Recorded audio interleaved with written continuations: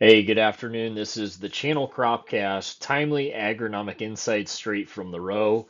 I am Tyler Brugdenhill, technical agronomist for South Central Nebraska for the Channel Seed brand, and appreciate you tuning in here. Nice cool week, hopefully packing in some test weight and really giving this crop a much needed break after the last 2 or 3 weeks here of high temperatures, high humidity, just a miserable environment to be in. So, a welcomed kind of pause or breath of fresh air, if you will, for the crop fields. So, getting right into that, specifically, if you look at growing degree day departure, again, I've shown this slide many times before, but on the left side, we're looking at April 20th for a plant date, and then on the right side, May 4th. So essentially 2 weeks difference in planting date.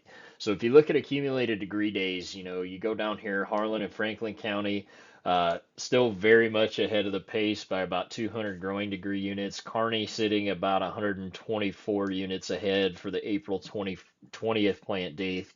The interesting piece, if you go over to the May 4th, uh, you're really only 7 units behind for Franklin and Harlan County. They're at 202.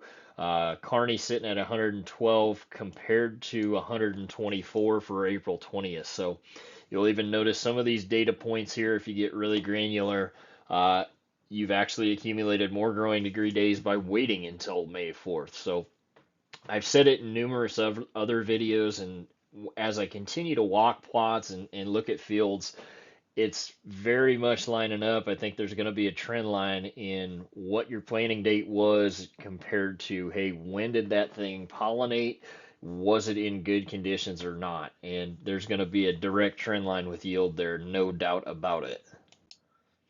Similarly, if we go from May 1st to date on total precipitation ranks by climate district, now again, this is the whole Corn Belt, but specifically for South Central Nebraska, we're looking at 56 for precipitation ranks by climate district. So, you know, as a whole, we're sitting right at pretty much average where the we're pretty much right at average of where they would expect us to be for total precipitation. So you've got some areas in South Central Nebraska saying, "Hey, that's tough to believe. We've missed a lot of these rain opportunities. Can't seem like we've bought chances." And then we've got areas where we've caught it a time or two in a timely amount or in a timely fashion and been able to capitalize on that very, very largely. So, hitting right in the middle, it's kind of disheartening if you look for the whole state of Nebraska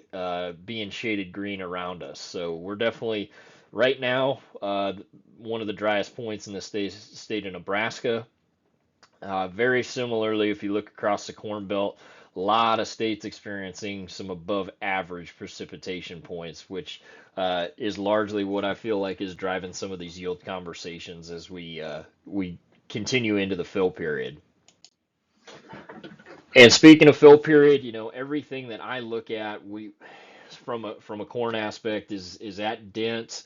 We're even starting to see some of those starch lines move from a quarter to a third of the way down the kernel, which means we're really starting to put some starch away in there. And that's largely what we're going to continue to talk about is this kernel weight piece. We've made every other aspect of yield. Now it's all about, hey, how much can we capitalize with the yield that we have left to influence? How much weight can we put in and add kernel size, weight, and dimension to make sure we're maximizing our yield potential as much as we possibly can from here on out? Similarly, in soybeans, now we're really seeing seed development start. So we should be pushing those soybean plants as hard as we possibly can from a moisture standpoint. We're utilizing more moisture now than we have any time in this plant's life because of the fact we are utilizing most of our resources to really start to fill those pods out. So R5, not are we only growing pods, we're also growing the seed inside those pods as well, obviously. So any way we can influence that seed size and dimension and weight in soybeans as well is going to pay off for us in the long run. Weekly reminder, make sure we're staying in front of those pivots. I know it's going to be a welcome addition this week when we're able to kind of sit back, take a breather from irrigating. Some areas caught some rain over the weekend that with the cooler temps in parity will allow us to really kind of step back and allow the pivots to kind of rest for a day or two here. My ask would be make sure we're staying in front of those fields though. Maximize your water utilization, but continue to stay in front of those fields. I say that because man, even if we're at a quarter milk line, we still got 3¼ inches that we need to finish this crop out correctly if we're going to maximize yield potential. And from a maximizing yield potential standpoint, from now on, I'm really going to start to talk products as we get into late development here. Probably start more on the corn side than the soybeans. Let soybeans continue to develop and mature.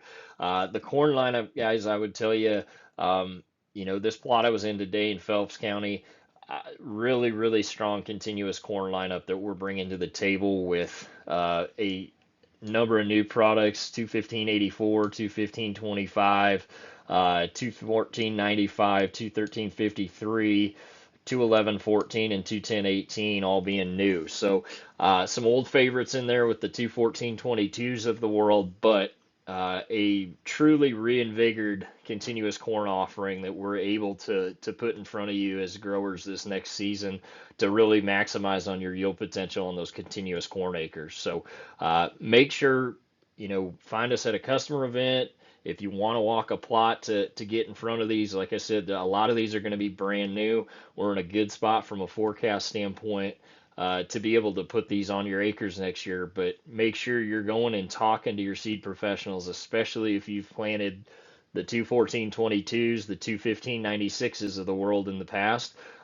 Get some of these new products on your acres next year because they're going to fill a lot of different spots for us. So, a lot to be excited about here. We're going to do a short one this week and cut it off early, but appreciate not only your business but for you tuning in each week. So, hope to see you at a customer event. If you need anything, contact your local seed professional, or we'll see you next week.